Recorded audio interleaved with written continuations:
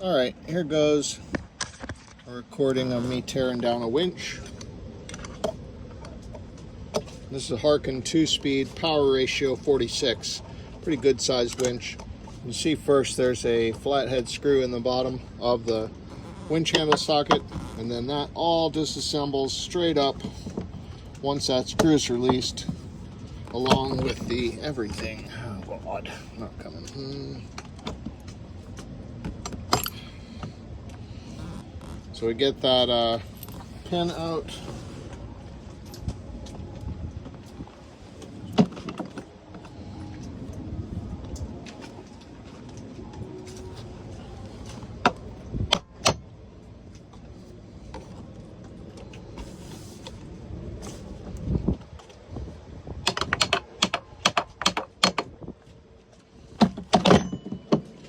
And then everything comes loose. This is locked down with knobs on the very top.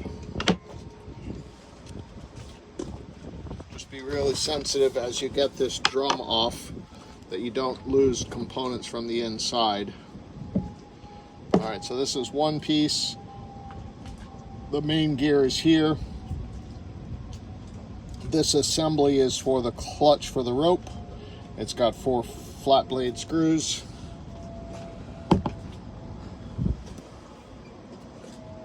This is a single speed winch, maybe it's a 2-speed, and it's got all kinds of stuff on it, so let's get going.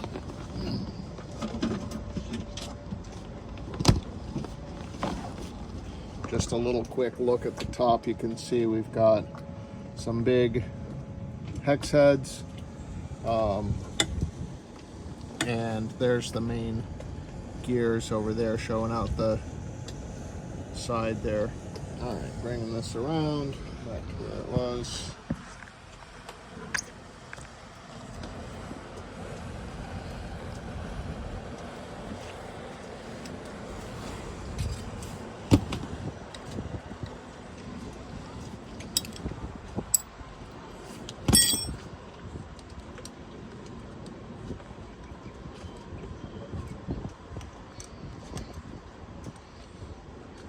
See, we got a little action in Fort Lauderdale on the water side.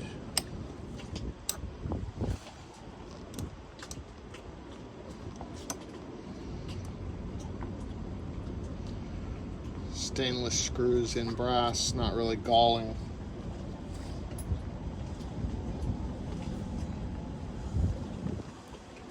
Just be really careful that these screws don't get away from you, because that's the bay here I'm sitting in. That'll be unreplaceable.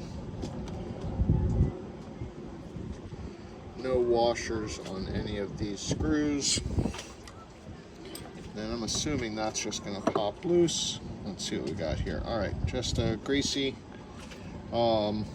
cylinder with no gearing or bearings inside of it. Now we're down to the next level where these bearings, this is normally something you got to keep track of. Bearing spacer,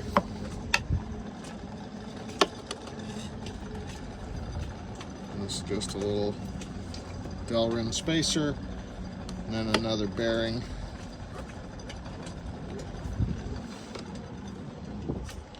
and then below that there's a metal plate that's notched to face the closest hex-headed screw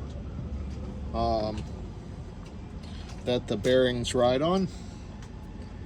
And now we've got about 6 bigger hexes. 1, 2. They're spaced a little funky to avoid the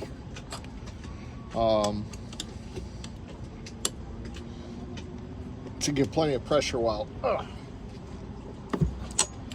still keeping room for these, keeping room for the gears to come out of the side of it. Can't really see that in this image, but 1,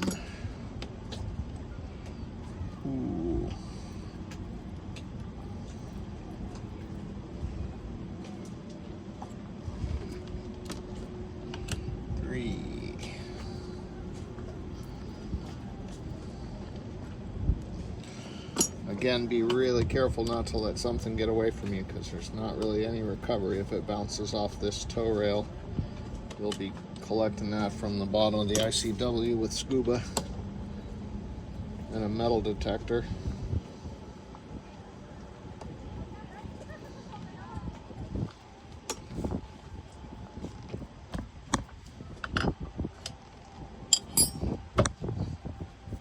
That's so greasy, I can't make it move.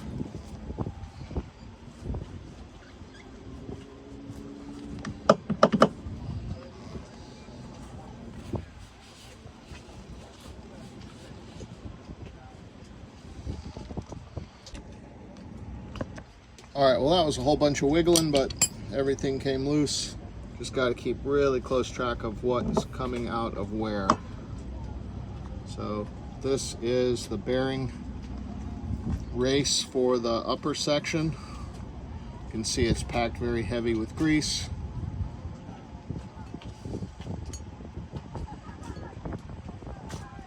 No washers or anything anywhere.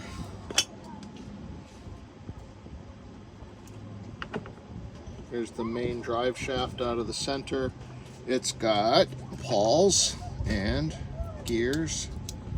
You can hear the pawls clicking.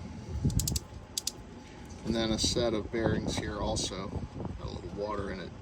And that fits down into a cup. Now I've got my smallest toothed gear here. That's sitting on this pin closer to the bow. And then this whole pin, oh, it's so tiny. It's I don't know what that shape's called, but basically it gets smaller on the ends to fit into a chase. It's very short compared to the other ones. Then this next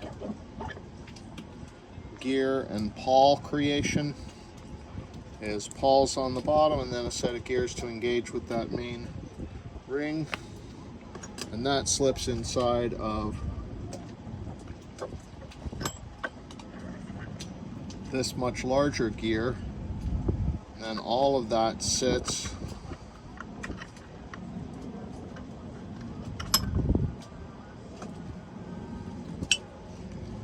around another one of those pins that's got two directions.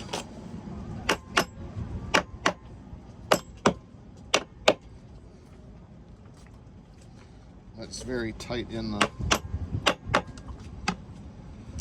assembly. Definitely comes out though, because there's no way to fit this washer disc on there without removing it. So it's a stainless steel disc. That doesn't want to come out.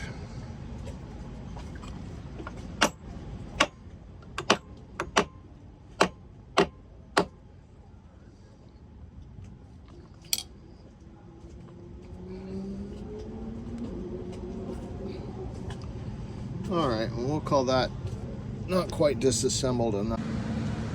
This is my clean pots pile. I'm going to work on degreasing those.